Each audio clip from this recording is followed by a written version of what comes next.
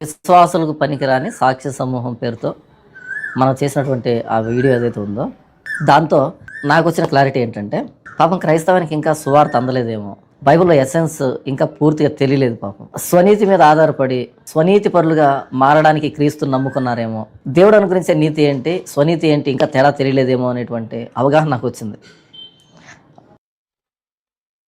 ఇతడు మాట్లాడిన ఈ మాట ఏ అంశంలో మాట్లాడాడు అంటే, ఎవరి గురించి అయితే వీరు పాపం చేశారని రాయబడలేదో హనోకు, దానియేలు, యోసేపు, ఇంకా దావీదు. అంటే దావీదు గురించి అందరికీ తెలిసినదే, రాయబడినది ఎలాగూ రాయబడింది. రాయబడలేనిది ఇతడు కల్పించి చెప్పిన ఆ బోధనది. ప్రతి భక్తునికి త్వరలు ఉంటాయి. ప్రతి భక్తుడు ఒక వృక్షం లాంటి వాడైతే ఆ వృక్షానికి త్వరలు ఉంటాయి, పుచ్చులు ఉంటాయి, వంకరలు ఉంటాయి, టెంకర్లు ఉంటాయి. అవన్నీ పనికిరావు, ఏదో ఒక ఫలం తీయగా ఉంటుంది, అది మాత్రమే తీసుకోవాలి అని బోధ చేసిన అతని బోధలోని ప్రారంభపు మాటలు ఇవి. ఏమంటున్నాడు? ఈ విశ్వాసులకు పనికిరాని సాక్ష్య సమూహం పేరుతో మనం చేసినటువంటి ఆ వీడియో ఏదైతే ఉందో దాంతో నాకు వచ్చిన క్లారిటీ ఏంటంటే పాపం క్రైస్తవానికి ఇంకా సువార్త అందలేదేమో, బైబిల్లో ఎసెన్స్ ఇంకా పూర్తిగా తెలియలేదు. పాపం స్వనీతి మీద ఆధారపడి స్వనీతి పరులుగా మారడానికి క్రీస్తుని నమ్ముకున్నారేమో, దేవుడు అనుగ్రహించే నీతి ఏంటి స్వనీతి ఏంటి ఇంకా తేడా తెలియలేదేమో అనేటువంటి అవగాహన నాకు వచ్చింది. విన్నారు కదా? అంటే విశ్వాసులకు పనికిరాని సాక్షి సమూహం అనే ప్రసంగం ఇతడు ఏదైతే చేశాడో ఆ ప్రసంగం అతడు చేసేసిన తర్వాత దానిపై వచ్చే వ్యతిరేకతను బట్టి ఇతడు ఏమనుకున్నాడట, పాపం వీళ్ళకి ఇంకా సువార్త అంటే ఏంటో తెలియలేదేమో, సువార్త అందలేదేమో, బైబిల్లో ఉన్న ఎసెన్స్ గురించి ఇతడు ఈనాటి క్రైస్తవ్యానికి ఇంకా అర్థం కాలేదేమో అని అతడు మాట్లాడాడు. ఇతడు తన పాపాన్ని కప్పుపుచ్చుకోవడానికి విశ్వాస వీరులనే పనికిరాని వారిగా చేసేసి కేవలం యేసుక్రీస్తును ముందు పెట్టి ఇతడు యేసుక్రీస్తు చాటున ప్రభువైన యేసుక్రీస్తు శిలువ చెంత పాపాలను ఒప్పుకోకుండా పాపాలను కప్పిపుచ్చుకోవడానికి భక్తులందరినీ వాడుకుంటున్నాడు. అందులో భాగంగా విశ్వాసులకు పనికిరాని సాక్షి సమూహం అంటూ విశ్వాస వీరుల గురించి మాట్లాడాడు. దానిపై విపరీతమైన వ్యతిరేకత వచ్చింది. మనం లేవనెత్తాం, అతడు ఎంత వక్రీకరించాడు అన్నది చూపించాం. దీనిని బట్టి వచ్చే వ్యతిరేకతను ఒప్పుకోలేక మరికొంతమంది భక్తులను తప్పు పెట్టే పరిస్థితుల్లో పాపులుగా మార్చేసే పరిస్థితుల్లోనికి వెళ్ళిపోయాడు. ఇక అదే వీడియోలో మాట్లాడుతూ విశ్వాసులకు పనికిరాని సాక్షి సమూహం అనే ఆ ప్రసంగం చేయగానే నా ఫాలోవర్స్ కానీ లేక నా సబ్స్క్రైబర్స్ కానీ ముందుండి విన్న కొద్దిమంది కానీ వాళ్ళు చాలా ఆదరింపబడ్డారు, వాళ్ళు చాలా ఆనందించారు, నేను కూడా చాలా ఎంజాయ్ చేశాను అంటూ మాట్లాడాడు. ఇది కూడా ఒకసారి మనం వినాం, ఎందుకంటే అతని మాటల్లోని సంగతే కదా అది.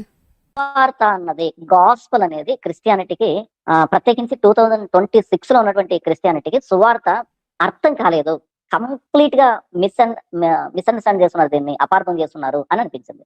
దేన్ని బట్టి అంటే బహుశా ఒక నెల క్రితం అనుకుంటాను నేను విశ్వాసులకు పనికిరాని సాక్షి సమూహం అనే వీడియో నేను ఎప్పుడైతే చేశానో, నేను ఆ ప్రసంగం చేసినప్పుడు నిజంగానే ఎగిరి గట్టేసినంత పని అయింది నాకు. ఆ ప్రసంగాన్ని నేను ఈ రోజు చెప్పాలనుకున్నప్పుడు ఎస్ క్రైస్తవానికి ఒక అద్భుతమైనటువంటి సత్యాన్ని ఈ రోజు చెప్పబోతున్నాను అనుకుంటూ చాలా సంబరపడుతూ ఉత్సాహపడుతూ ఆ ప్రసంగాన్ని చేశాను. ఒకవేళ కనుక అన్న మీరు చేసిన ప్రసంగంలో మీ ఫేవరెట్ ఏంటన్నా అనంటే కనుక డెఫినెట్ గా అందులో ఇది వస్తుంది, నా ఫేవరెట్. అంత సంతోషంగా ఫీల్ అయ్యి నేను ప్రసంగాన్ని చేశాను దీన్ని. ఓకే, విన్నారు కదా? ఈ వీడియోలో కూడా ఇది కూడా మీరు ఈ 2 రోజులుగా విన్నదే.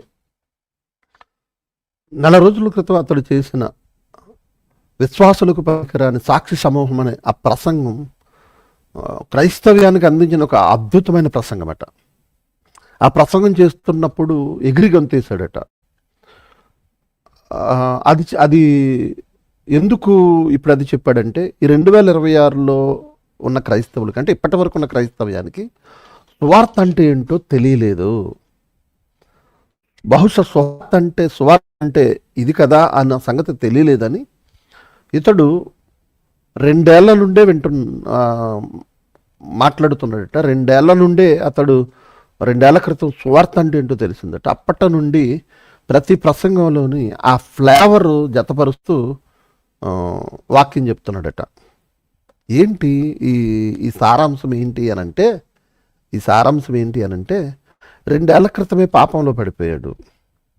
అప్పటి నుండి పాపాన్ని విడిచిపెట్టకుండా పాపం చేస్తూ మళ్ళీ ప్రభు దగ్గర క్షమాపణ అడుగుతూ శిలువ త్యాగాన్ని గుర్తు చేసుకుంటూ, ఇందుకు కదా యేసుక్రీస్తు రక్తం కార్చింది, నా పాపం నిమిత్తం కదా రక్తం కార్చాడని ప్రతిదినము తలుచుకోవడానికి 2 ఏళ్ళుగా పాపం చేస్తూనే ఉన్నాడట.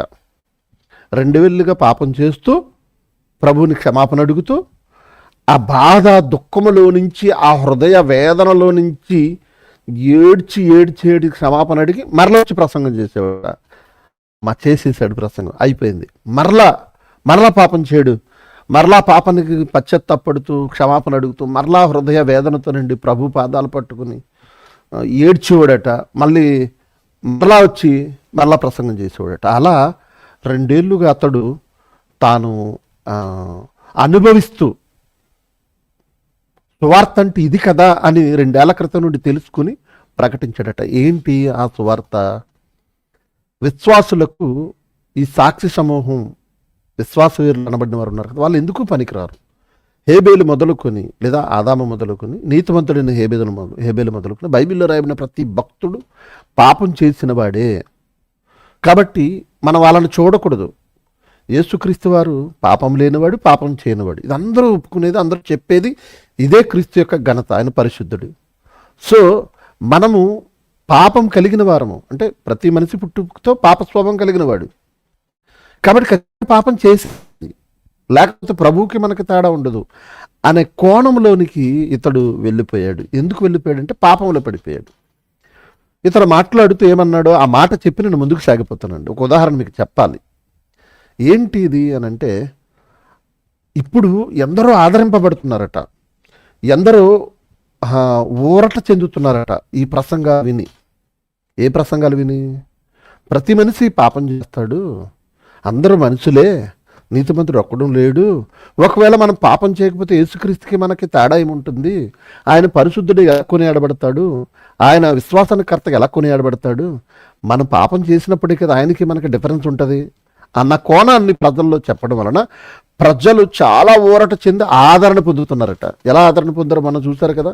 అతను లైవ్లోకి వచ్చి, అన్న మీరు సినిమా చూసినా పర్లేదన్నా, మేము కూడా చూస్తామన్నా, అన్న మీరు ఓయో రూమ్లో నుంచి బట్టలు లేకుండా వచ్చిన మళ్ళా ప్రభు దగ్గర క్షమాపణ వచ్చేస్తారన్న, మేము కూడా చిన్నప్పటి నుంచి పాపంలోనే బ్రతికానన్నా, పచ్చి వ్యభిచారనన్నా, మా ఊరిలో నేను పెద్ద బోకునన్నా అని చెప్పుకుంటూ ఒకరు, అన్న 3 ఏళ్ళుగా పాపం నుంచి బయటపడాలన్నా బయటపడలేకపోతున్నానన్న, అంత భయంకరమైనదన్న పాపం, మీరు చెప్పగానే నాకు చాలా ఊరట వచ్చిందన్న. అవునన్నా, మనం పాపం చేసేస్తామన్నా, మనం ఖచ్చితంగా పాపం చేసేస్తామన్నా, మనం క్షమాపణ అడగాలి, ఖచ్చితంగా మన మనసులో కనుక పాపం చేసేస్తామన్నా, పాపం చేసేయాలన్నా అన్నట్టుగా వారు వాదార్పు నందుతున్నారు.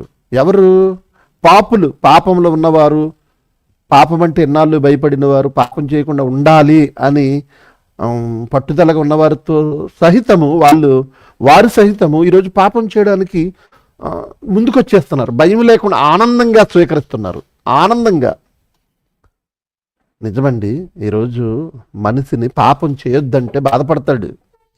నువ్వు పాపం చేస్తున్నా మానుకో అంటే రివర్స్ అవుతున్నాడు. పాపం చేసిన వ్యక్తి వాడు చేసిన పాపాన్ని బట్టి మనం ఆదరించే మాటలు చెప్పాలేమో. పర్వాలేదురా, ఏం కాదురా, నువ్వు పాపం చేసినా పర్లేదు, దేవుని క్షమాపణ అడుగు, క్షమిస్తాడు. ఓకే, ఇంతవరకు బాగుంది. క్షమించాక మరలా పాపం చేసినా పర్వాలేదు, మనం మనుషులం, మన కొరకు ప్రతిదినము అక్కడ ప్రభువు మొరపెడుతున్నాడు పరలోకంలో తండ్రికి. కాబట్టి మనం పాపం చేసినా పర్వాలేదు అనే కోణంలోనికి తీసుకెళ్ళిపోయారండి. ఒక చిన్న ఉదాహరణ చెప్తాను. నా జీవితంలో, నా సేవా పరిచర్యలో ఉన్న కొంతమంది జీవితాలలో నేను వారు ఏదైనా తప్పు చేసినప్పుడు, గద్దించినప్పుడు వారు ఎలా నా మీద రివర్స్ అయిపోయారో ఒక చిన్న ఎగ్జాంపుల్ చెప్తాను. ఇంచుమించుగా 2012, 2013 ఆ సమయాల్లోనండి, 2012, 2014 మధ్యలో అనుకుంటా, టైం గుర్తులేదు. ఇప్పుడైతే జిల్లాలకు విడిపోయాయి, కానీ అప్పుడు తూర్పుగోదావరి జిల్లా. నేను రావులపాలెంలో ఉండేవాడిని. తూర్పుగోదావరి జిల్లాలో కాకినాడ నుండి రావులపాలెం మధ్యలో నేను ఎక్కువ సువార్తలు వెళ్ళేవానండి. క్లాసులు చెప్పడానికి వెళ్ళేవాను, సువార్త చెప్పడానికి వెళ్ళేవాను. అలా వారంలో ఒక ఊరిలో బైబిల్ తరగతులు చెప్పడానికి నేను వెళ్తున్నప్పుడు, ఏ ఇంటికాడైతే బైబిల్ తరగతులు పెడుతున్నానో ఆ ఇంట్లో వాళ్ళ నాన్నగారు చాలా భక్తిపరుడు, కానీ పిల్లలు మాత్రం ఆకతాయిలుగా తిరిగేవారు. ఎట్టకాలకు కూర్చునేవారు, వాక్యం వినేవారు. అయితే అందులో చిన్నోడు వాళ్ళ ఇంట్లో ఒక చిన్న కుర్రోడు ఒక అమ్మాయితో అంటే లవ్లో ఉండి వాళ్ళ శారీరకంగా కలిసి ఆ అమ్మాయికి ప్రెగ్నెంట్ వచ్చేసింది. తల్లిదండ్రులకు తెలిసి ఈ అబ్బాయి మీద కేసు పెట్టారు. పెద్దల దగ్గరకు వచ్చి మాట్లాడతాము, కేసు పెట్టగానే పోలీసులు వచ్చి తీసుకెళ్ళిపోయారు. నాకు ఫోన్ చేశారు, ఇలా బాబు చిన్నోడిని పోలీసులు తీసుకెళ్ళిపోయారు అని చెప్పినప్పుడు మొత్తానికి అతన్ని బయటకు తీసుకురావడానికి నాకు తెలిసిన కొంతమందితో చెప్పాను, వాళ్ళు ప్రయత్నించారు. మొత్తానికి బయటకు వచ్చాడు. నేను పలకరించడానికి వెళ్ళాను. పలకరించడానికి వెళుతూ ఏమన్నానంటే, పలకరించడానికి వెళ్ళి పర్లేదురా, ఏం కాదులే, తప్పు చేసినా పర్లేదు, ఏం లే అని నేను అనలేదు. కానీ అతడేం ఆలోచించాడు, నన్ను వాదరుస్తాడు, పర్లేదులే, ఏం కాదులే, ఈసారి వస్తే చూసుకుందాం, పోలీసులు వస్తే చూసుకుందాం అని నేను అంటారనుకున్నాడు. కానీ నేనేం చేశాను, కోప్పడ్డాను. అరే మీ నాన్న ఇంత భక్తిపరుడు, ఇక్కడ వాక్యం చెప్తున్నాడు, వాక్యం చెప్పిస్తున్నాడు, సంఘంలో కూడా పెద్ద ఆయన, నువ్వేంటి ఇలా చేసావు, మీ ఇంటికాడ బైబిల్ తరగతులు జరుగుతున్నప్పుడు నువ్వు ఎలా చేయడం ఎంతవరకు కరెక్టరా, బుద్ధి జ్ఞానం ఉందా అని తిట్టానండి. అంతే, అది మనసులో పెట్టుకున్నాడు. దేవుని బిడ్డలారా, 1 year తర్వాత అతడు నా పరిచర్యను అక్కడ జరగకుండా 2-3 ముక్కలు చేసేసాడు. అంటే ఆ సమయంలో అతను నేను గద్దించడం వలన, అంటే నేను తప్పు చేస్తే నువ్వెవరో గద్దించడానికి అన్నట్టుగా అతడు రివర్స్ అయిపోయి పరిచర్యనే పాడు చేసేసాడు. ఇది ఎందుకు చెప్పాను అనంటే, ఇప్పుడు అతనికి పర్వాలేదు, పాపం చేసినా పర్వాలేదని చెప్పాలన్నమాట. ఏం కాదులే, పాపం చేసినా ఏం కాదులే, చూసుకుందాంలే, ఎవడొస్తాడు చూసుకుందాంలే, నువ్వు ధైర్యంగా ఉండు అని చెప్పాలన్నమాట. ఇక పాపం చేయొద్దురా, ఇలాంటి పని చేయొద్దురా అని గద్దించినందుకు రివర్స్ అయిపోయాడు. సో చూసారా, అంటే పాపాన్ని ప్రోత్సహించడానికి మన మాటలు వాడిని ఆదరించే విధంగా ఉంటే మన మంచోళ్ళం, లేకపోతే చెడ్డోళ్ళం అయిపోయి. ఇది గమనించిన కొంతమంది వారికి అనుకూలమైన బోధనలు చేయడం ప్రారంభించారు. ఇక జాన్ పాల్ విషయానికి వస్తే, తాను పాపంలో పడిపోయాడు కనుక ఎప్పటికైనా బయటికి వచ్చేస్తాయి కనుక, బయటపడినప్పుడు ఎవరు నా నుండి దూరం కాకుండా 2 ఏళ్లుగా ఇలాంటి ప్రసంగాలు చేస్తూ వచ్చాడు. 2 ఏళ్లుగా. అది కూడా మీకు వినిపిస్తాను. వినిపించే ముందు తమ్ముడు గాబ్రియల్ గారిని నేను లైవ్లోకి తీసుకుంటాను. తమ్ముడు వందనాలు. వందనాలు. ఎలా ఉన్నారు? బాగున్నాను తమ్ముడు. ఇప్పటివరకు నేను మాట్లాడాను, నీ పలకరింపు పరిచయ మాటలు మాట్లాడితే ముందుకు సాగిపోతాం ఆలస్యం చేయకుండా. నీకోసమే వెయిట్ చేశా. వికేఆర్ గారికి వందనాలు. అలాగే మా ఛానల్ వీక్షిస్తున్న మా ప్రియులందరికీ ప్రత్యేకమైన వందనాలు. చూస్తూనే ఉన్నారు, కొద్ది రోజులుగా జాన్ పాల్ యొక్క దుర్బోధలను ఎండగట్టే ప్రయత్నం చేస్తున్నాం. ఆయన ఏ వాక్యాన్ని ఎలా వక్రీకరించాడు, ఏ వాక్యాన్ని ఎందుకు వక్రీకరించాడు అనే విషయాలపై చాలా వరకు ఇప్పటికి అవగాహన కలిగించాం. ఇకపోతే చివరికి టైటిల్లో మీరు చూసినట్లుగా 2026లో ఉన్న ఈ క్రిస్టియానిటీకి సువార్త అంటే ఏంటో అర్థం కాలేదన్నట్లుగా, ఆయనకి మాత్రమే ఈ మధ్య ఏదో దేవుడు ఏదో జ్ఞానబోలు వెలిగించి సువార్త ఏంటో తెలియజేసినట్లుగా ఆయన మాట్లాడుతూ, అసలైన సువార్త ఏంటి, బైబిల్లో ఉన్న సువార్త ఏంటి, బైబిల్లో ఉన్న సువార్తని ఎలా ఆయన కలిపి చేర్పేశాడో అనేక సంగతులు ఈ లైవ్ ద్వారా మాట్లాడాలని మేము ఆశపడుతున్నాం. ఇప్పటి వరకు వికేఆర్ గారు అనేక సంగతులు తెలియజేస్తూ వచ్చారు. ఇంకా పాపానికి సంబంధించి ఆయన మాట్లాడుతూ, పాపం చేసినప్పుడు పాపం చేయకూడదని మనం ఖచ్చితంగా చెప్పాలి, కానీ అలా చెబితే ప్రజలు దూరం అయిపోయే పరిస్థితి ఉంది, కక్ష పెట్టే పరిస్థితి ఉంది, ద్వేషించే పరిస్థితి ఉంది. కనుక అలాంటి పరిస్థితుల్లోకి సేవకులు వెళ్లకుండా వారికి అనుకూలమైన బోధలు చేసే పరిస్థితి నాటి నుండి నేటి వరకు జరుగుతూనే ఉంది. కానీ ప్రజలు ఏమనుకున్నా, మనల్ని దేశించిన లేదా మనల్ని మన కాదని దూరం వెళ్ళిపోయిన బైబిల్లో ఉన్నది చెప్పవలసిన అవసరం ఉందని చెప్పిన మాటను ఏకీపిస్తున్నాను. ఇంకా ముందుకి ఆ క్లిప్పింగ్స్ ద్వారా మనం చెప్పాల్సిన విషయాలు చెప్పే ప్రయత్నం చేద్దాం. Thank you. ఓకే, చాలా సంతోషం తమ్ముడు. ఇప్పటివరకు నేను మాట్లాడిన మాటలు వినే ఉంటావు. దీని గురించి ఒక చిన్న వివరణ ఇవ్వు తమ్ముడు. ఏంటి అని అంటే, ఈ విధమైన బోధ చేస్తే, అంటే జాన్ పాల్ చేసిన బోధ లాంటి బోధ చేస్తే వాళ్ళు ఆదరింపబడ్డారంట, వాళ్ళు ఊరట చెందారంట. దీన్ని ఎలా చూడొచ్చు? ఖచ్చితంగా ఆ, ఆదరింపడతారని, ఎందుకంటే ప్రజలకు అది అనుకూలంగా పోదు కనుక ప్రజలను గద్దించకుండా ప్రజలను జోకొడుతూ మనం ఎంతకాలం చెప్పినా ప్రజలు ఆదరింపడతారు, ఆనందంగా ఉంటారు, సంఘానికి వస్తూ ఉంటారు, సేవకులకు అనుకూలంగా కూడా ఉంటారు.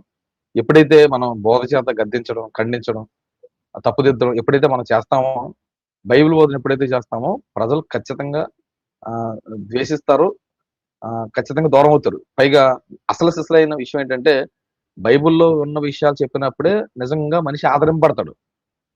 ఏది బాగా బతకాలనుకున్నవాడు, బాగా బతకాలి, ఉమ్, దేవుని కోసం బతకాలి, దేవుని కోసం ఏదైనా చేయాలి, పరలోకం వెళ్ళాలనుకున్నవాడు ఖచ్చితంగా బైబిల్లో ఉన్నది ఉన్నట్టు చెప్తే ఆదరింపడతాడు.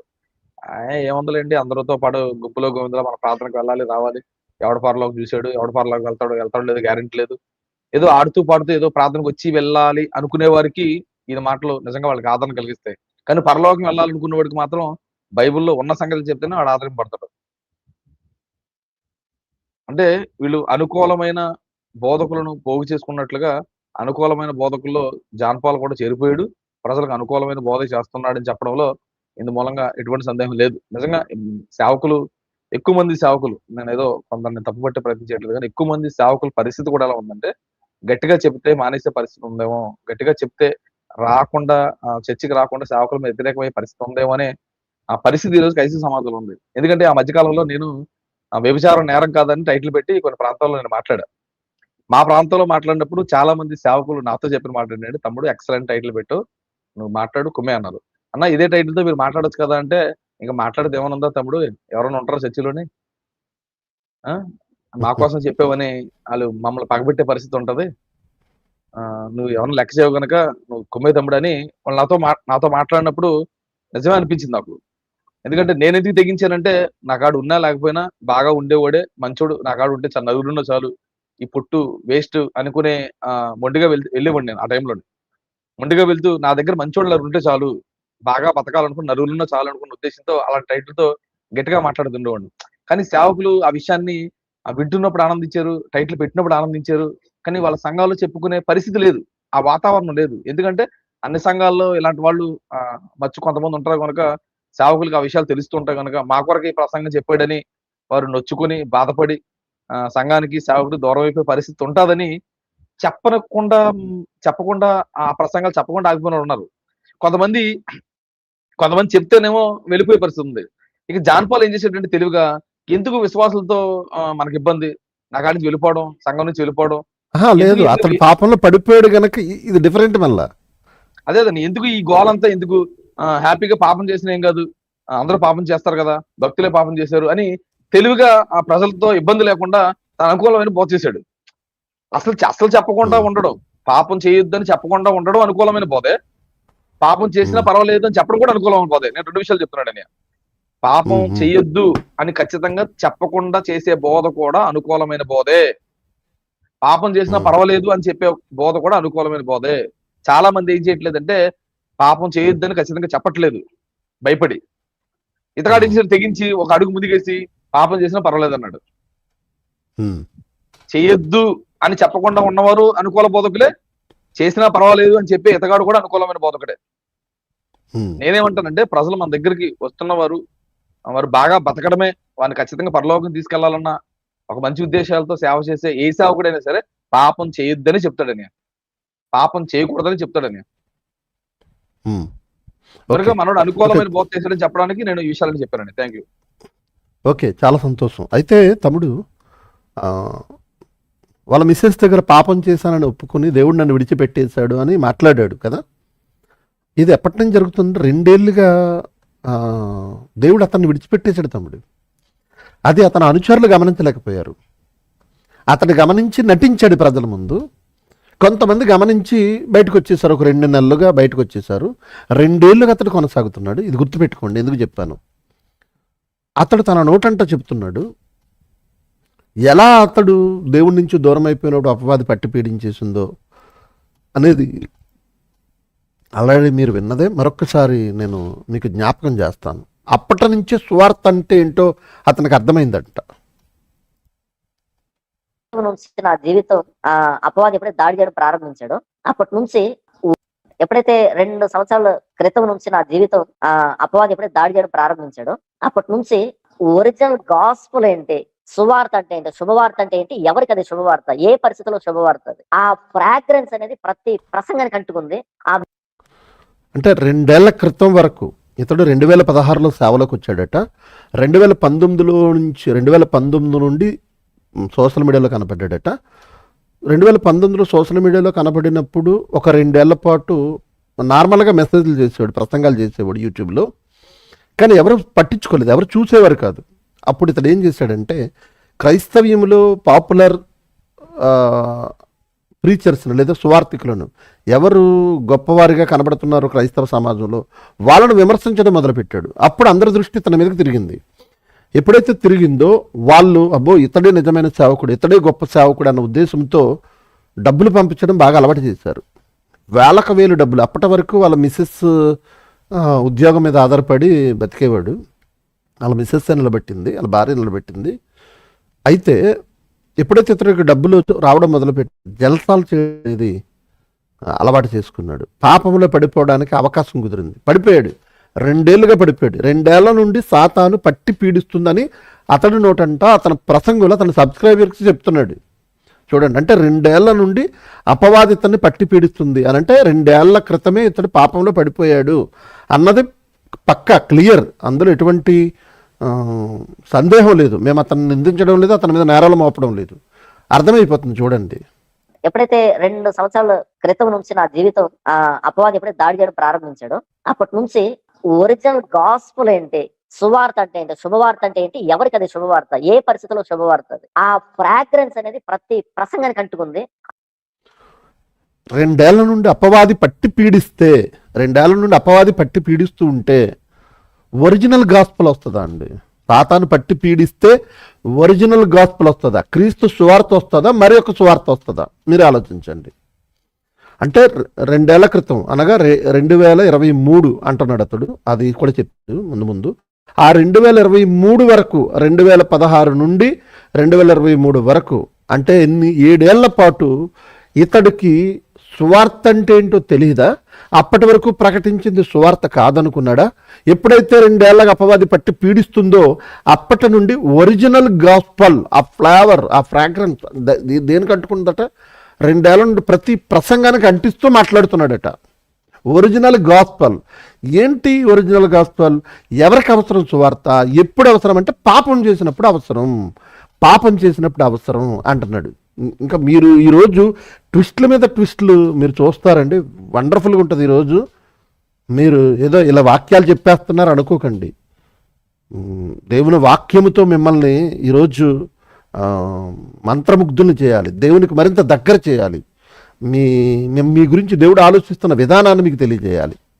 ఎప్పుడైతే 2 ఏళ్ళగా ఇతడు పాపం చేస్తున్నాడంటే అపవాది పట్టి పీడిస్తుందో ఒరిజినల్ గాస్పల్ బయటకు వచ్చిందట. ఒరిజినల్ గాస్పల్ చూద్దాం.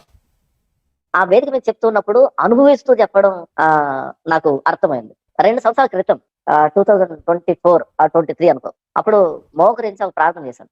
యేసు ప్రభువా, సువార్త అంటే ఏంటి అని. అంటే అప్పటి వరకు తెలియదు అతడికి, లేదా అప్పటి వరకు ప్రకటించింది మరొకటి అన్నమాట.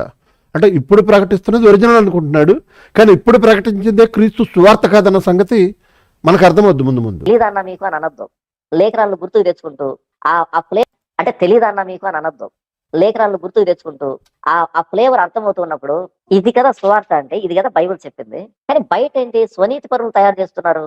స్వనీతి పరులు తయారు చేస్తున్నారేంటి? అంటే స్వనీతి పరులను తయారు చేస్తున్నారు బయట. అంటే అర్థం ఏంటి?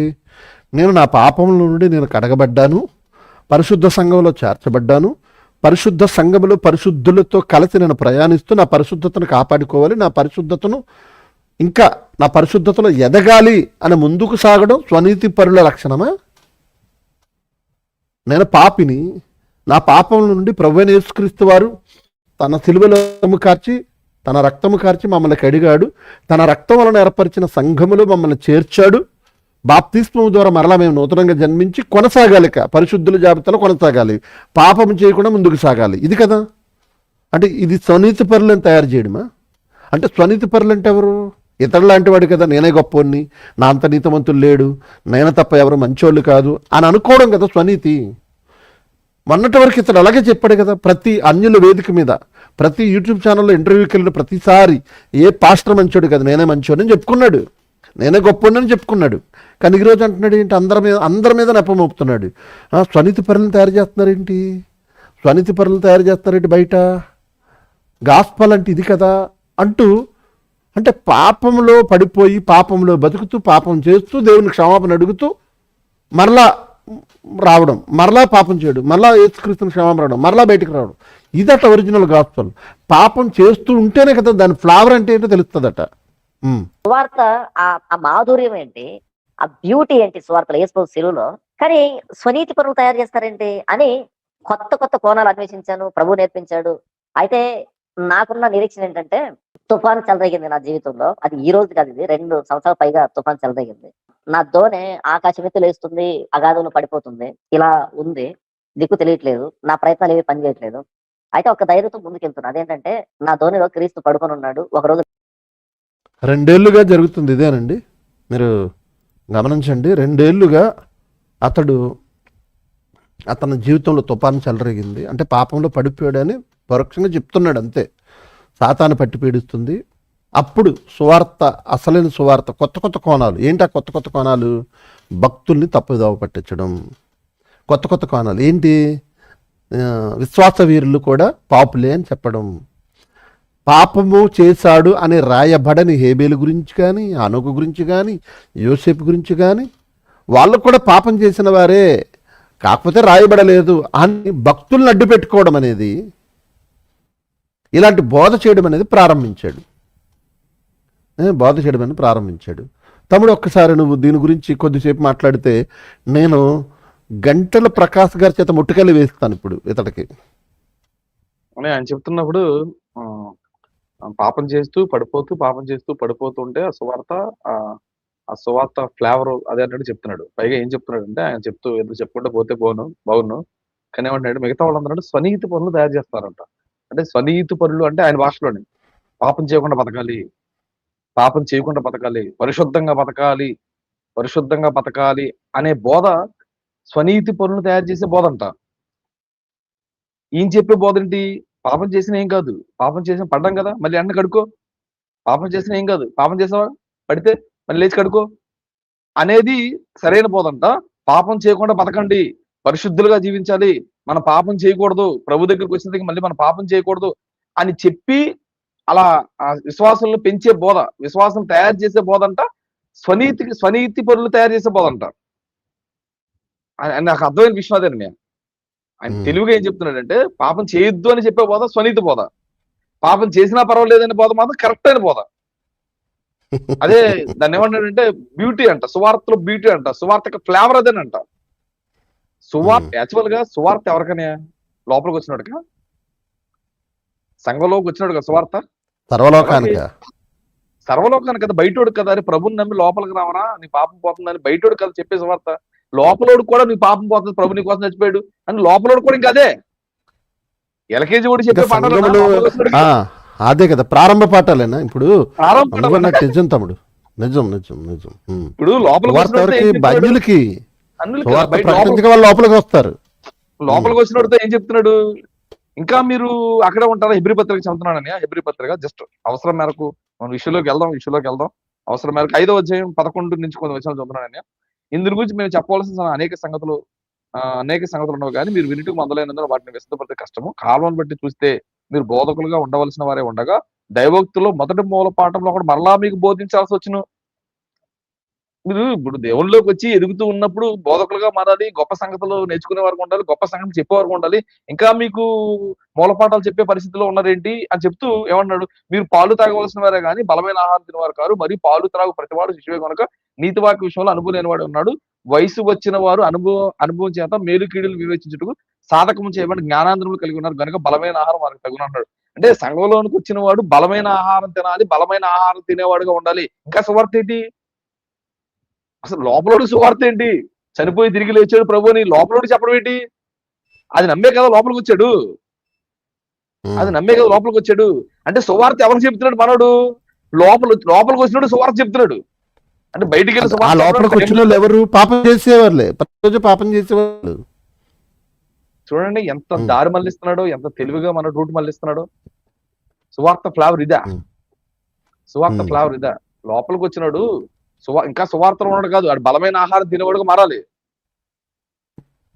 ఒకడు బాప్తిజం తీసుకున్నాడంటే సువార్త వినొచ్చినట్టే కదా, నేను సువార్త నమ్మొచ్చినట్టే కదా. అవును. ఇంకా లోపలోడికి సువార్త అంటున్నా పెట్టి, ఇంకా లోపలోడు ఇంకా పాపం అంటున్నా పెట్టి, పాపాన్ని విడిచి కదా వచ్చాడు, పాపం చేయకుండా బతకడానికి కదా తీర్మానం చేసుకొచ్చాడు. పాపం చేయకుండా కదా బతకాలి, నేను పరిశుద్ధనే ఉన్న ప్రకారం మీరును పరిశుద్ధులే ఉండండి అని కదా చెప్పాడు. అలా మనం బతకమని కదా చెప్పాడు. కనుక దారి మళ్లించే ప్రయత్నం ఇది మరొక సువార్త. గమనించాలి క్రైస్తవ్యమా. ఈ లైవ్ ద్వారా మా ముఖ్య ఉద్దేశం ఏంటంటే, మనోడు చెప్పే సువార్త మరొక సువార్త, అసలైన సువార్త కాదు. అసలైన క్రీస్తు సువార్త కాదు. అసలైన క్రీస్తు సువార్తను దారి మళ్లించాడు, రూట్ మళ్లిస్తున్నాడు అని ఎవరన్నా కనిపెడతారా? సువార్త సువార్త సువార్త అని మనోడు చెప్తుంటే, లోపలోడు సువార్త చెప్తుంటే, సువార్త లోపలోడు కాదు బయటోడు కాదు అని ఎవరు కనిపెడతారని? ఉమ్. చూడు ఎంత తెలివిగా మాయ చేస్తున్నాడు. అందుకే బైబిల్ ఉంటుంది, మీరు ఏమి వినిచున్నారో జాగ్రత్తగా చూడండి, జాగ్రత్తగా వినండి. ఎందుకన్నాడు? ఈ లోపలోడు కూడా సువార్త చెప్పే ప్రయత్నాలు ఇంకా చేస్తాడని. బలమైన ఆహారం, ఇది ఇంకా బలమైన ఆహారం పెట్టట్లేదు. అంటే 100 బైబిల్ కాలేజీలకు సమానమైన నాలెడ్జ్ చెప్పాడే, ఆ నాలెడ్జ్ బలమైన ఆహారం కాదా అని అతను అనుకుంటున్నాడు అలాగా. అంటే అంటే అది 100 బైబిల్ కాలేజీకి సమానమైన ఈ జ్ఞానం సువార్త. 100 బైబిల్ కాలేజీలకు సమానమైన ఆ జ్ఞానం ఏంటో కాదండి సువార్త. ఉమ్. అంటే నువ్వు పాపం చేయకపోతే యేసుక్రీస్తు నువ్వు గొప్పవాడిగా కనపడ్డు, సమానమైపోతావు. నువ్వు పాపం చేయి, సమానమైపోతావు, క్షమాపణ అడుగు, పశ్చాత్తాపడు, ఆ బాధను అనుభవించు, సిలువలో ఉన్న త్యాగం నీకు తెలుస్తుంది. చెబుతాను తమ్ముడు, ఇప్పుడు చూపిస్తాను. ఇందాక మాట్లాడుతూ ఆ క్లిప్పింగ్లు ఏమన్నాడంటే, 2 ఏళ్ళగా ప్రభు పాదాలు పట్టుకుని అడిగాడట, 2 ఏళ్ల క్రితం ప్రార్థనలు అడిగాడట, యేసు ప్రభువా ఏంటి స్వార్థ అంటే ఏంటి అని అడిగాడట. తెలియదు అనుకోకండి మళ్ళా అంటూ, యేసు ప్రభువా అని మాట్లాడుతూ యేసుని అడిగినప్పుడు యేసుక్రీస్తు వారు చెప్పారంట, ఇది కదా సువార్త అని. అంటే అప్పటి వరకు 2 ఏళ్ల క్రితం వరకు ఇతడికి యేసుక్రీస్తు చెప్పలేదు, 2 ఏళ్ల క్రితం వరకే చెప్పాడు. అది ఏ సువార్త? అది ఆయన చెప్పిన సువార్త, ఆయన బయలుపరిచిన సువార్త. సువార్త అంటే ఇది కదా ఒరిజినల్ గాస్పల్ అని అన్నాడు కదా. ఇప్పుడు ఇలాంటి వ్యక్తికి ఎలాంటి వారు కూడా బుద్ధి చెప్పాలో ఈ సందర్భంగా మీకు వినిపించే ప్రయత్నం చేస్తాను. నిజంగా గ్రేట్ పర్సన్ గంటెల ప్రకాష్ గారు మాట్లాడుతున్నారు, చూడండి ఒక్కసారి. ఏమయ్యా, నువ్వు అంతలా భయంకరమైన పాపంలో ఉన్నావు, అంతమంది స్త్రీలతో సంబంధం పెట్టుకున్నావు అంటే ఆయన ఏం చెప్పాడంటే, బైబిల్ చదవరా, బైబిల్లో మహాభక్తులే అలా ఉన్నారు. దావీదు పాపంలో లేడా? చాలామంది స్త్రీలను పెళ్లి చేసుకోలేదా? అంటే వాడికి దావీదు అలా అర్థమయ్యాడు. ప్రాబ్లం అదే, వాడికి వాక్యం అలా అర్థమైంది. జాగ్రత్త, నీకు కూడా అలా అర్థమైందా? ఆ అపవాది చేతిలో చిక్కావనే. ఎప్పుడు అనుకోకండి టెంప్టేషన్ ఓ సినిమా పాట ద్వారానో, ఓ బూతు మాట ద్వారానో, ఓ బూతు బొమ్మ ద్వారానో, లేకపోతే ఒక చెడు స్నేహం ద్వారానో మాత్రమే వస్తుంది అనుకోకండి దయచేసి. నో, ఇలా కూడా వస్తుంది temptation. whenever you misunderstand the word of God, you are prone to temptation.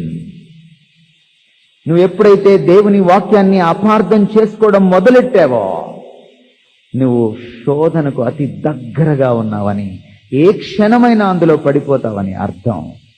You are prone to temptation. టెంప్టేషన్స్ని ఎదుర్కోవడంలో దేవుని వాక్యాన్ని సరిగా అర్థం చేసుకోవడం అన్నటువంటి విషయం చాలా అద్భుతమైన పాత్ర పోషిస్తుంది. వాక్యం చేతపట్టిన ప్రతివాడు శోధనని ఎదుర్కోలేడు. ఆ వాక్యంతోటే కొడతాడు వాడు నిన్ను నన్ను. జాగ్రత్త. అది చాలా చాలా కుయుక్తిగా ఉంటుంది. ఎంత కుయుక్తిగా ఉంటుందంటే నీవు గుర్తించలేనంత కుయుక్తితో ఉంటుంది. ఇది శోధన అనిపిస్తుంది నీకు, ఇది శోధన ఏం కాదు అనిపిస్తుంది. కొన్నిసార్లు ఆ ప్రశ్న కూడా రాదు. అపవాది అటువంటి శోధన తేవడంలో దిట్ట. నువ్వు బాగా ఏ అవసరంలో ఉన్నావో ఆ అవసరంలో నీకు శోధన వచ్చిందనుకో, గుర్తుపట్టడం చాలా కష్టం. నువ్వు ఎందులో అయితే మునిగిపోయావో, లేకపోతే దేని గురించి ఎక్కువగా చింతిస్తున్నావో, వరి అయిపోతున్నావో, టెన్షన్ పడుతున్నావో, ఆ ఏరియాలోనే శోధన వచ్చిందనుకో, నువ్వేమనుకుంటావు తెలుసా? అమ్మా, దేవుడు డోరు తెరిచాడు, బా ఇది దేవుని చిత్తం అనుకుంటావు నువ్వు. పప్పులో కాలేసావే. ఓపెన్ అయిన ప్రతి డోరు దేవుడు ఓపెన్ చేసింది కాదని నువ్వు తెలుసుకోవాలి. Please understand this. చాలాసార్లు మనం విపరీతమైన కష్టంలో ఉంటాము, సడన్ గా ఓపెన్ అవుద్ది అనమాట ఒక డోర్. అబ్బా దేవుడు పంపించాడు అనుకుంటాం మనం. ఇది దేవుడు పంపించడం కాదు. దేవుడు పంపించినటువంటి మార్గాలు, తెరిచే మార్గాలు, ద్వారాలు వాక్యానికి విరుద్ధంగా ఉండనే ఉండవు. గుర్తుపెట్టుకోండి, దేవుని నడిపింపు ఎప్పుడు కూడా వాక్యానికి విరుద్ధంగా ఉండదు. గుర్తుపెట్టుకోండి, వాక్యంలో ఉన్న సత్యాలకు విరుద్ధంగా, వాక్యంలో ఉన్న విలువలకు, ప్రమాణాలకు విరుద్ధంగా ఏదైనా ఉందా, అది దేవుడు తెరిచిన మార్గం కానే కాదు. అప్పుడు ఎలా ఉంది? అసలు ఎక్సలెంట్ పదం మాట్లాడాడండి. అంటే ఆయన టెంప్టేషన్ కోసం మాట్లాడిన పదం కోసం కొంచెం మీరు వివరించండి. మీరు బాగా చెప్తారు, దానికోసం కొంచెం చెప్పండి అని. Excellent point. ఇప్పుడు ఆయన ఆ టైప్ లో కూడా, ఆ టైప్ లోని ఆ టెంప్టేషన్ ది అలా కూడా టెంప్టేషన్ అవడానికి మనిషి ప్రిపేర్ అయిపోతాడు అని ఎవడు ఎక్స్పెక్ట్ చేయడు. అదే అదే అదే అదే. ఇప్పుడు ఏంటయ్యా ఈ పాపం చేస్తావు నువ్వు, ఏంటి ఇంతమంది ఆడవాళ్ళతో నువ్వు ఎఫ్ఐఆర్లు పెట్టుకున్నావు అని అడిగితే అంటాడట, మీకు తెలీదా, బైబిల్ చదవలేదా? భక్తులు చూడండి, ఏ భక్తుడు నీతిమంతుడిగా ఉన్నాడో చూపెట్టండి, ఏ భక్తుడు పాపం చేయలేదో చూపెట్టండి. జానపలు ఇప్పుడు చేసేది అదే, నేను పాపం చేశాను అంటున్నారు. ఇదే సువార్త. నేను పాపం చేసిన తర్వాత మీరు నన్ను చూడకండి, నా బోధన మాత్రమే చూడండి. ఎందుకంటే ఏ భక్తుడు నీతిమంతుడు కాదు, నీతిమంతుడు ఒక్కడు లేడు. నీతిమంతుడైన వాడు కూడా పాపం చేసిన వాడే. వాళ్ళు విశ్వాసం ద్వారా నీతిమంతులుగా తీర్చబడ్డారు తప్ప వాళ్ళ క్రియల వలన కాదు. చూసారా, ఇది వాక్యమును అడ్డుపెట్టే, వాక్యము చెబుతూనే, అంటే గ్రహించలేనంత కుయుక్తట, గ్రహించలేరట. సేమ్ జాన్ పాల్ కోసమే దేవుడు ఆయన ద్వారా ముందే మాట్లాడించినట్టు అనిపించింది నాకు. దేవుడు గంటల ప్రకాష్ గారి ద్వారా ముందుగానే జాన్ పాల్కి బోధ చేస్తాడు అనిపిస్తుంది. ఆయన బ్రతుకున్నప్పుడు ఇది నేను వినలేదు, ఇప్పుడు నాకు అంటపడింది. వీడి కోసమే ఆయన చెబుతున్నాడు దేవుడు, వాడి కోసమే. ఇంకొక విషయం జ్ఞాపకం చేస్తా, జాన్ పాలు విపరీతమైన అవసరతలో ఉన్నాడు. ఎలాంటి అవసరతలు ఉన్నాడు తెలుసా? సెక్స్ అనే అవసరతలో ఉన్నాడు, దాంపత్య జీవితం అనే అవసరతలో ఉన్నాడు.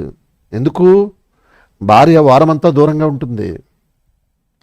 సోమవారం మార్నింగ్ పాపం ఆమె ఉద్యోగరీత్యా వేరే ప్రాంతానికి వెళ్ళిపోయి హాస్టల్లో ఉంటూ ఉద్యోగం చేస్తూ మళ్ళీ శనివారం సాయంత్రం వస్తుంది. కన్న బిడ్డలను చూసుకోవడానికి అత్తగారు ఉంది, ఆవిడ రెడీ చేస్తుంది, ఒడ్డు పెడుతుంది, పిల్లలు స్కూల్కి పంపిస్తుంది. అయ్యగారు సోమవారం నుండి శనివారం రాత్రి వరకు ఖాళీగా ఉన్నాడు. ఎందుకంటే ఏ పరిచర్య ఉంది? ఆ యూట్యూబ్ పరిచర్య తప్ప ఏ సంఘాలు ఉన్నాయి, ఏ స్వార్థ పరిచర్య ఉంది, ఏ సేవా కార్యక్రమాలు ఉన్నాయి, ఏ సామాజిక కార్యక్రమాలు ఉన్నాయి? ఏమీ లేవు. ఎవరైనా ఫోన్ చేసి పలకరిస్తే మీ దేవురు, మీరు ఏం చేస్తారు, మీ ఆదాయం ఎంత ఉంది, మీరు ఏదైనా ఒక మీటింగ్ పెట్టగలరా, ఒక సెమినార్ నిర్వహించగలరా, ఇలా మాట్లాడి వాళ్ళని టెంప్ట్ చేసి మీరు పెట్టొచ్చు కదా, అక్కడ ఏదో పెట్టొచ్చు కదా, మీటింగ్ పెట్టొచ్చు కదా, పెడితే కొంతమందికి వాక్యం చెప్పే అవకాశం ఉంటుంది కదా, అంటే ఇలా చెప్పడం, ఇలా చెప్పి వాళ్ళ ద్వారా బలవంతంగా పెట్టించడం తప్ప ఇతనికి సువార్త ఎక్కడిది? కాబట్టి ఈ వారమంతా ఖాళీగా ఉన్నాడు. ఇతను చెప్పే ఈ వివాదాస్పదమైన విమర్శనాత్మకమైన ప్రసంగాలకు ఎవరొకరు కాల్ చేస్తారు. ఎవరొకరు కాల్ చేసేసరికి అందులో అమ్మాయిలు, లేడీస్ ఎవరొకరు వాళ్ళ బలహీనతలు చెప్పుకోవచ్చు, లేకపోతే చక్కగా మాట్లాడే వాళ్ళతో ఇతని బలహీనతలు చెప్పుకోవచ్చు. మీరు అతి చక్కగా మాట్లాడుతున్నారు, మా ఆవిడ ఎప్పుడు నాతో ఇలా మాట్లాడలేదు అని చెప్పుకుని ఉండొచ్చు. మీరు అంత చక్కగా మీ వాయిస్ ఎంత బాగుంది, మా మిసెస్ ఉంది, ఇలా చెప్పుకుని ఉండొచ్చు. వారమంతా ఆమె డ్యూటీలో ఉంటుంది, నేను సింగిల్ అని చెప్పుకుని ఉండొచ్చు. ఎప్పుడైతే తన అవసరతలు ఉన్నాడో, ఎప్పుడైతే తన విషయంలోనైతే అతడు ఇబ్బంది పడిపోతున్నాడో, ఆ విషయంలో అపవాదిగాడు పడేశాడు. అదే చెప్పాడు ఆయన, గంటెల ప్రకాశ్ గారు అదే చెప్పారు. నెక్స్ట్ ఇంకొకటి, ఆ సమయంలో ప్రభు పాదాలు పట్టుకున్నప్పుడు ప్రభు బయలుపరిచాడట, సువార్త అంటే ఇది అని బయలుపరిచాడట, ఒరిజినల్ గాస్పల్ అంటే ఇదని చెప్పాడట. అమ్మయ్య, ఇదా ఒరిజినల్ గాస్పల్. అప్పటి నుండి ఆ ఫ్లేవర్ ప్రతి ప్రసంగానికి అంటించాడట. సేమ్ ఆయన ఏం చెప్పాడు అదే కనబడుతుంది చూడండి. గంటెల ప్రకాశ్ గారు ఏం చెప్పారు అదే కనబడుతుంది. విందాం మరొకసారి. ఇప్పుడు వివరిస్తే మీకు అర్థమైపోతుంది చూడండి. ఒక తప్పుడు బోధకుడిని, ఏమయ్యా నువ్వు అంతలా భయంకరమైన పాపంలో ఉన్నావు, అంతమంది స్త్రీలతో సంబంధం పెట్టుకున్నావు అంటే ఆయన ఏం చెప్పాడంటే, బైబిల్ చదవరా, బైబిల్లో మహాభక్తులే అలా ఉన్నారు. దావీదు పాపంలో లేడా, చాలామంది స్త్రీలను పెళ్లి చేసుకోలేదా అంటే వాడికి దావీదు అలా అర్థమయ్యాడు. ప్రాబ్లం అదే, వాడికి వాక్యం అలా అర్థమైంది. జాగ్రత్త, నీకు కూడా అలా అర్థమైందా? ఆ అపవాది చేతిలో చిక్కావనే. ఎప్పుడు అనుకోకండి టెంప్టేషన్ ఓ సినిమా పాట ద్వారానో, ఓ బూతు మాట ద్వారానో, ఓ బూతు బొమ్మ ద్వారానో, లేకపోతే ఒక చెడు స్నేహం ద్వారానో మాత్రమే వస్తుంది అనుకోకండి దయచేసి. నో, ఇలా కూడా వస్తుంది temptation. Whenever you misunderstand the word of God, you are prone to temptation. నువ్వు ఎప్పుడైతే దేవుని వాక్యాన్ని అపార్థం చేసుకోవడం మొదలెట్టావో, నువ్వు శోధనకు అతి దగ్గరగా ఉన్నావని, ఏ క్షణమైనా అందులో పడిపోతావని అర్థం. You are prone to temptation. టెంప్టేషన్స్ని ఎదుర్కోవడంలో దేవుని వాక్యాన్ని సరిగా అర్థం చేసుకోవడం అన్నటువంటి విషయం చాలా అద్భుతమైన పాత్ర పోషిస్తుంది. వాక్యం చేతపట్టిన ప్రతివాడు శోధనని ఎదుర్కోలేడు. ఆ వాక్యంతో కొడతాడు వాడు నిన్ను నన్ను. జాగ్రత్త, అది చాలా చాలా కుయుక్తిగా ఉంటుంది. ఎంత కుయుక్తిగా ఉంటుందంటే నీవు గుర్తించలేనంత కుయుక్తితో ఉంటుంది. ఇది శోధన అనిపిస్తుంది నీకు, ఇది శోధన ఏం కాదు అనిపిస్తుంది. కొన్నిసార్లు ఆ ప్రశ్న కూడా రాదు. అపవాది అటువంటి శోధన తేవడంలో దిట్ట. నువ్వు బాగా ఏ అవసరంలో ఉన్నావో ఆ అవసరంలో నీకు శోధన వచ్చిందనుకో, గుర్తుపట్టడం చాలా కష్టం. నువ్వు ఎందులో అయితే మునిగిపోయావో, లేకపోతే దేని గురించి ఎక్కువగా చింతిస్తున్నావో, వరి అయిపోతున్నావో, టెన్షన్ పడుతున్నావో, ఆ ఏరియాలోనే శోధన వచ్చిందనుకో, నువ్వేమనుకుంటావు తెలుసా? అమ్మా, దేవుడు డోరు తెరిచాడు, బా ఇది దేవుని చిత్తం అనుకుంటావు నువ్వు. పప్పులో కాలేసావే. ఓపెన్ అయిన ప్రతి డోరు దేవుడు ఓపెన్ చేసింది కాదని నువ్వు తెలుసుకోవాలి. Please understand this. చాలాసార్లు మనం విపరీతమైన కష్టంలో ఉంటాము, సడన్ గా ఓపెన్ అవుద్ది అనమాట ఒక డోర్. అబ్బా దేవుడు పంపించాడు అనుకుంటాం మనం. ఇది దేవుడు పంపించడం కాదు. దేవుడు పంపించినటువంటి మార్గాలు, తెరిచే మార్గాలు, ద్వారాలు వాక్యానికి విరుద్ధంగా ఉండనే ఉండవు. గుర్తుపెట్టుకోండి, దేవుని నడిపింపు ఎప్పుడు కూడా వాక్యానికి విరుద్ధంగా ఉండదు. గుర్తుపెట్టుకోండి, వాక్యంలో ఉన్న సత్యాలకు విరుద్ధంగా, వాక్యంలో ఉన్న విలువలకు, ప్రమాణాలకు విరుద్ధంగా ఏదైనా ఉందా, అది దేవుడు తెరిచిన మార్గం కానే కాదు.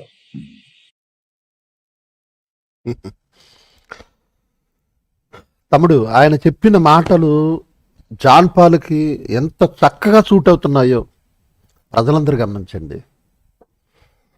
అతడు ఎలాంటి ప్రగల్భాలు పలికాడో 2-3 రోజులుగా మీ అందరికీ తెలుసు. జాన్ పాల్ని ఎవరు కదల్చలేరు. జాన్ పాలు క్రైస్తవ్యంలో మర్రి వృక్షం లాంటివాడు. ఎవరెస్ట్ శిఖరంనైనా గంటొచ్చేమో కానీ జాన్ పాల్ని అంత ఈజీగా పడగొట్టలేరు అని మాట్లాడాడు కదా. అంతేకాకుండా ఇది దేవుడు ఎన్నుకున్నాడు. ఒక పక్కేమో నా ధోనిలో క్రీస్తు లేడు, పడుకుని ఉన్నాడు, నేను అంత మొరపెట్టిన లేవడం లేదు అని అంటున్నాడు. మరో పక్క నన్ను నిలబెట్టింది క్రీస్తు, నన్ను ఎవరు పడగొట్టలేరు. నేను ఓయో రూమ్లో నుంచి నగ్నంగా వచ్చేసిన ప్రభు దగ్గర క్షమాపణ అడిగేసి మరలా ధైర్యంగా సమాజంలోకి వచ్చేయగలను. సిగ్గు విడిచి సిగ్గు లేకుండా వస్తున్నాను అనే దానికి గట్స్ అంటవి. ఇలా ప్రవర్తించిన ఇతని ప్రవర్తనకి రాజమండ్రి ఫ్యామిలీ ఏర్పాటు చేసే నెలకు 80,000 రూపాయలు ఖర్చు పెట్టి చేసే ఆ సెమినార్ని వాళ్ళు ఆపేశారు, ఆగిపోయింది. వేరే ఎవరో తెలిసిన వాళ్ళు ఎవరో వాళ్ళ ఇంట్లో ప్రేయర్ పెట్టుకుంటుంటే దాన్ని ఒక రోజుగా మలుద్దాము, మీ ఇంట్లో మీ హాల్లో చెప్పుకుంటాను అని రాజమండ్రిలో ఎవరినో అడిగాడట. ఇప్పుడు నెక్స్ట్ రాజమండ్రిలో ఏదైనా జరిగితే అక్కడ కూడా ఎంక్వైరీలు జరుగుతుంది. ఎందుకు చెప్తాను గుర్తుపెట్టుకోండి. ఇక హైదరాబాద్లో శివప్రసాద్ గారు గ్రాండ్ చేసేవారు సెమినార్. ఒక 50 మంది నుంచి ఒక 100 మందో 80 మందో 60 మందో మొత్తానికి వచ్చేవారు. ఓకే, శివప్రసాద్ గారిని బట్టి అక్కడ నిర్వహించే నిర్వాహకులను బట్టి ఇతడేదో గొప్పోడు అనుకుని ఏర్పాటు చేసేవారు.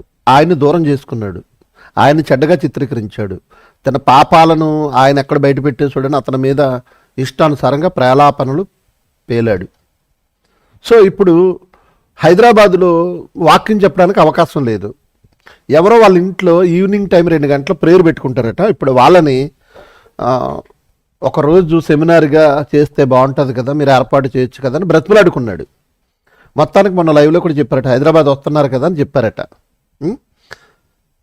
నిజంగా దేవుడు పడగొడితే అతడి పరిచర్య ఎలా ఉంటుందో ఈరోజు హైదరాబాద్లో, హైదరాబాద్ కూడా కాదు అది, హైదరాబాద్కి కార్నర్లో సబర్బన్ అనొచ్చు, యాప్రాల్, సికింద్రాబాదు చాలా ఇటువైపు ఎల్బీ నగర్కి ఒక గంటన్నర ప్రయాణం, చాలా లోపలికి యాప్రాల్, హైదరాబాద్ సికింద్రాబాద్ యాప్రాల్ అంటారు కదా, అది సబర్బన్నే, ఏమీ అంత సిటీ ఏం కాదు.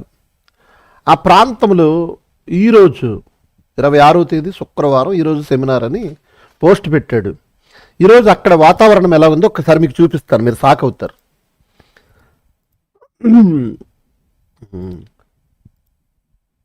చూడండి మీరు,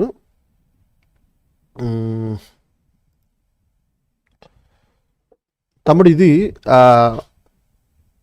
ఈరోజు జరిగిన సువార్త పోస్టరు. జాన్ పాల్ నిలబడి మాట్లాడుతున్నాడు ఈరోజు ఫోటో ఇది, ఈరోజు పక్కన ఉన్న ఫోటో ఈరోజు సెమినార్ యొక్క పోస్టర్ అది. మీరు చూడండి, జాగ్రత్తగా చూడండి.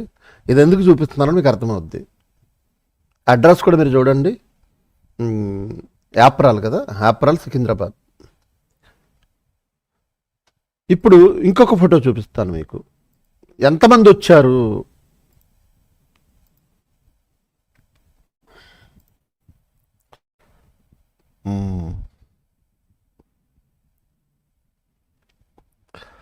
చూడండి ఎంతమంది వచ్చారు. ఇటుపక్క నలుగురు, అటుపక్క నలుగురు. ముందు ఒక 15 మంది వచ్చారట, 14 మంది వచ్చారట. ఇతను ప్రసంగం ప్రారంభించి కొనసాగించాడు. ప్రసంగం సారాంశం ఏంటి? ఈరోజు యేసుక్రీస్తు శిలువపై వేలాడుతూ ఆయన త్యాగం మీకు తెలిసిందా, మీరు గుర్తించారా అని అడిగారట. వాళ్ళు అలాగే తెల్లమొహాలు చూస్తున్నారు. మీకు ఆ త్యాగం, ఆ విలువ తెలియాలంటే ఈ సెమినార్ వెళ్ళిన తర్వాత, సెమినార్ అయిపోయిన తర్వాత, ఈరోజు అయిపోయిన తర్వాత మీరు వెళ్ళి పాపం చేయండి, ఆ పాపం ఒప్పుకోండి, దేవుని దగ్గర పశ్చాత్తాపడి వేదన చెందండి, అప్పుడు ప్రభు త్యాగాన్ని గుర్తు చేసుకోండి, మీకు అర్థమవుద్ది అన్నాడట. అర్థమైందండి? వస్తుంది.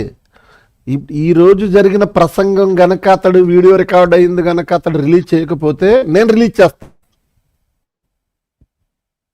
అక్కడ రికార్డ్ అయింది, నేను రిలీజ్ చేస్తా. అతను ఖచ్చితంగా రిలీజ్ చేయాలి ఈ ప్రసంగం. ఈరోజు సెమినార్ అయిపోయిన తర్వాత మీరు పాపంలో పడండి, మీరు పాపం చేయండి. ఈరోజు ప్రసంగం అంత ఇదే, యేసుక్రీస్తు గొప్పవాడు, యేసుక్రీస్తు పరిశుద్ధుడు అని మీ జీవితం ద్వారా నిరూపించబడాలంటే మీరు పాపం చేయాలి. నీతిమంతుడు ఎక్కడునూ లేడు. 5, 6 అలా లేచి వెళ్ళిపోయారట తమ్ముడు, అలా లేచి వెళ్ళిపోయారట. అతడి పరిస్థితి చూడండి. 100 బైబిల్ కాలేజీలకి సమానమైన online Bible university. John Paul, the great John Paul, Everest శిఖరమన్నా పడిపోద్దేమని పడని జాన్ పాల్ ఎలాంటి పరిస్థితుల్లోకి వచ్చాడు చూడండి. అసలు మామూలుగానే ఇతను సెమినార్ అంటే 20, 30 మంది, 40 మంది, 50 మంది అంట, మహా ఎక్కువైతే ఆ పెట్టించే వారిని బట్టి. కానీ ఈ రోజు అతని పరిస్థితి చూడండి, 8 మంది మిగిలారు, లేదా 10 మంది ఫోటో తీసి ఒక వ్యక్తి. అక్కడికి వెళ్ళిన వ్యక్తులే పంపించారు, ఆ సెమినార్కి వెళ్ళిన వారే పంపించారు, నాకు అక్కడ ప్రసంగాలు కూడా పంపించారు, ఆడియో రికార్డ్ చేసింది పంపించారు. ఒక ఇంట్లో ఒక హాల్లో ఇటు పక్కకు 4 అటు పక్కకు 4. అంటే ఎలాంటి స్థితి వచ్చేసింది చూడండి. ఇతని బోధల వలన వచ్చిన వారు కూడా ఎక్కడి నుంచో వచ్చారట, వాళ్ళు ఎక్కడో ఇది మియాపూరు ఎక్కడి నుంచి వచ్చారట, వాళ్ళు వెళ్ళిపోయారట. ఏంటి వికేఆర్ అని ఆయన చెబితే మేమేమో ఆయన అబద్ధం చెప్తున్నాడు, జాన్పాల మీద ద్వేషంతో చెప్తున్నాడు అనుకున్నాం. ఏంటి ఇలాగే ఉందండి అతని ప్రసంగం? వికేఆర్ ఏదైతే మొత్తుకుంటున్నాడు అదే చెప్తున్నాడు ఏంటి ఈరోజు ఇక్కడ అని బాధపడి వెళ్ళిపోయారట ఇంకొకరి దగ్గర మాట్లాడి. అంటే వాళ్ళ మనసులో ఎలాంటి ఫీలింగ్ ఉంటే వాళ్ళు వెళ్ళిపోయారు చూడండి. అంటే పాపాన్ని ప్రోత్సహించే బోధ, పాపాన్ని సమర్థించే బోధ. నీతిమంతుడు ఎక్కడును లేడు, ఒక్కడును లేడు అన్న పాపం చేసేవారే. యేసుక్రీస్తు యొక్క సిలువ త్యాగం మీకు తెలియాలంటే, అది మీరు ఆస్వాదించాలంటే మీరు పాపం చేసి చూడండి. పాపం చేసిన తర్వాత పాపాన్ని ఒప్పుకుని పశ్చాత్తాపంతో వేదన చెందండి, ఆ త్యాగం మీకు గుర్తొస్తుంది అన్నాడట. ఇదే ఈరోజు అతని ప్రసంగ సారాంశం.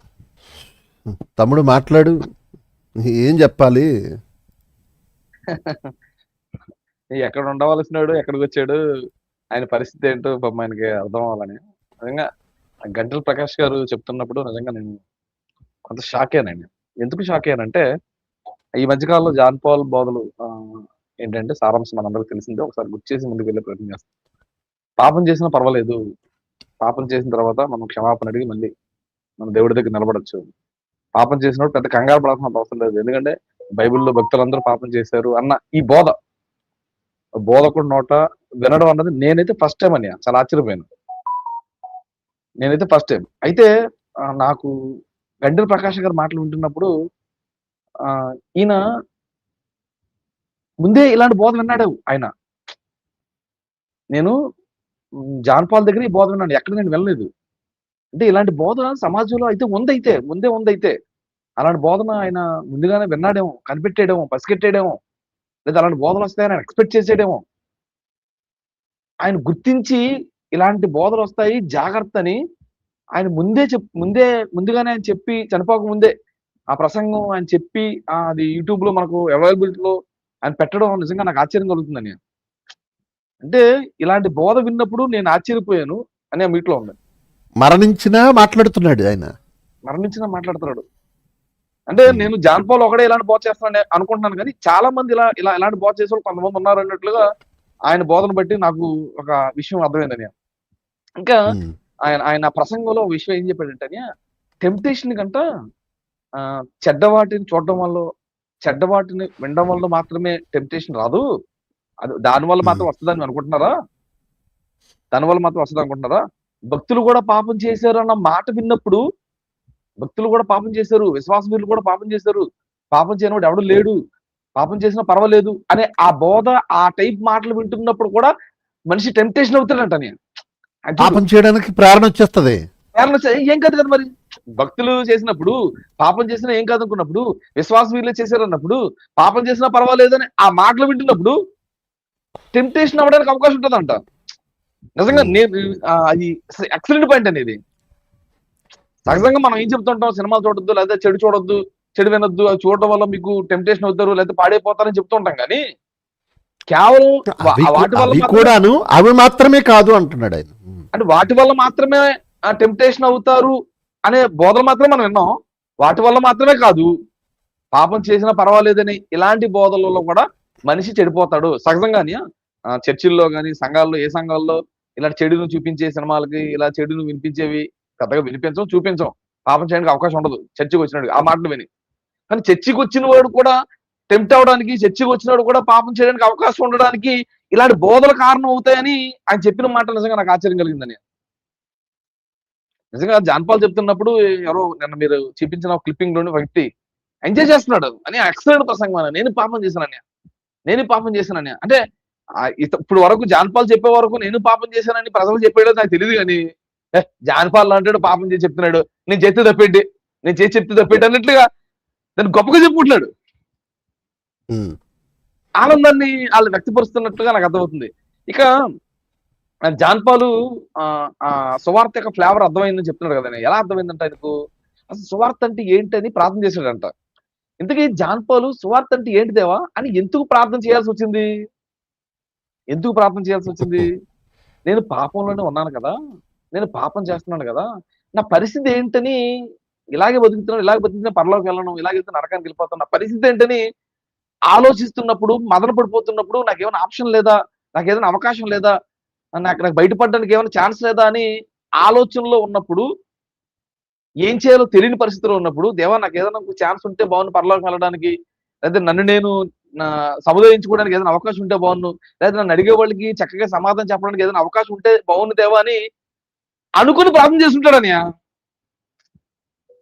అనుకుని ప్రార్థన చేసేసరికి దేవుడు కాదు కానీ దైవం ప్రత్యక్షమయ్యి, దైవం ఒక జ్ఞాన బల్బు వెలిగించి, అరే అబ్బాయి ఏం కాదు, నువ్వు తప్పించుకోవాలన్నా, నువ్వు నెమ్మదిగా ఉండాలన్నా, నిన్ను ఎవడో ప్రశ్నించకుండా ఉండాలన్నా, నువ్వు కూడా పరలోకం వెళ్ళిపోతావు అనే హ్యాపీనెస్ గా నువ్వు ఉండాలన్నా, నువ్వు చేయాల్సిన బోధ ఏంటంటే భక్తులు అందరూ పాపం చేశారు, పాపం చేస్తేనే క్రీస్తు గొప్పవాడవుతాడు, పాపం చేస్తేనే క్రీస్తు గొప్పవాడుగా కనబడతాడు, పాపం చేయాలి పడాలి, పాపం చేయను పడాలి, ఇదే రసవార్తని సాతాను మనకు జ్ఞానబోలు వెలిగించిందని.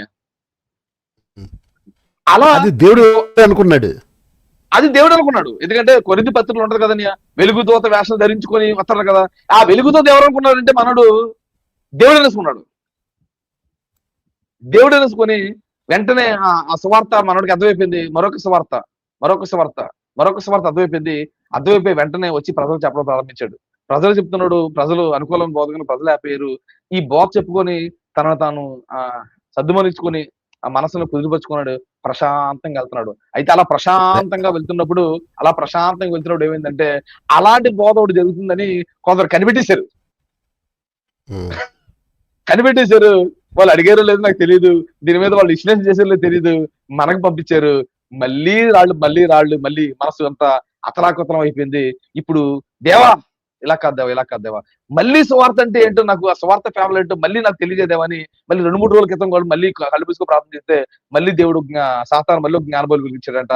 ఆ జ్ఞానబోలు ఏంటంటే, అదిగో అవిసార మంది పట్టబడిన స్త్రీ ఉంది కదా, అక్కడ రాళ్ళు చాలా మంది వేశారు కదా, చాలా మంది ఎక్కడ వెళ్ళిపోయారు కదా, ఇప్పుడు విశ్వాస వీరులు ఆ ప్లేస్ లో పెట్టు, ఎవరన్నా వేస్తారు లేదో అని అడుగు, ప్రజలు ఎవరు వేయలేదని చెప్తారు కనుక ఇప్పుడు మళ్ళీ నువ్వు చేసిన బోధ రైట్ అయిపోద్దని మళ్ళీ సాతాను రాయి వెలిగించి జ్ఞానబోలు వెలిగించింది. మళ్ళీ నిన్న కాక మొన్న వచ్చి మళ్ళీ ప్రారంభించాడు. అంటే ఈయన సువార్త అంటే ఏంటని ప్రార్థించడంలో, దేవుడిని అడగడంలో ఆయన ఉద్దేశం ఏంటంటే, పాపంలో ఉన్న నా పరిస్థితి ఏంటి, పాపంలో ఉన్న నేను ఎలా కవర్ చేసుకోవాలి, ఎవడన్నా ప్రశ్నిస్తే నేను ఎలా చెప్పాలి సమాధానం అనే ఈ క్రమంలో ప్రార్థన చేశాడు. మరొక సువార్త అంటే ఏంటో తెలుసుకున్నాడు, అది ప్రజలు చెప్పడం ప్రారంభించాడని. అది నాకు అర్థమైన విషయం. రైట్ తమ్ముడు, రైట్. అందుకే దేవుడు పట్టించాడు తమ్ముడు. నా సువార్త కాకుండా మరొక సువార్త నీడు బయటికి తీసుకొచ్చాడు. నేను ఎందుకొరకైతే ప్రాణం పెట్టాను, ఎందుకొరకైతే నేను రక్తం కార్చాను, ఎందుకొరకైతే నా రక్తముతో సంఘమును స్థాపించాను, ఎందుకొరకైతే అనేకులను పాపులు వారి అపరాధముల చేత పాపముల చేత చచ్చిపోయిన వారిని బ్రతికించాను, దానికి వ్యతిరేకమైన బోధ బయలుదేరింది జాన్పాల్ ఒక వ్యక్తి నోటి ద్వారా అని గమనించిన దేవుడు కొట్టాడు తమ్ముడు, దెబ్బ కొట్టాడు. నిజానికి 2 ఏళ్ల నుండి పాపంలో ఉండి 1 year నుండి ఎంజాయ్ చేస్తున్నాడు, పట్టించుకోలేదు దేవుడు, మారతాడేమనుకున్నాడు. ఎప్పుడైతే 2 నెలల క్రితం భక్తులందరినీ పాపులుగా చేసేసాడో దేవుడు పట్టించాడు.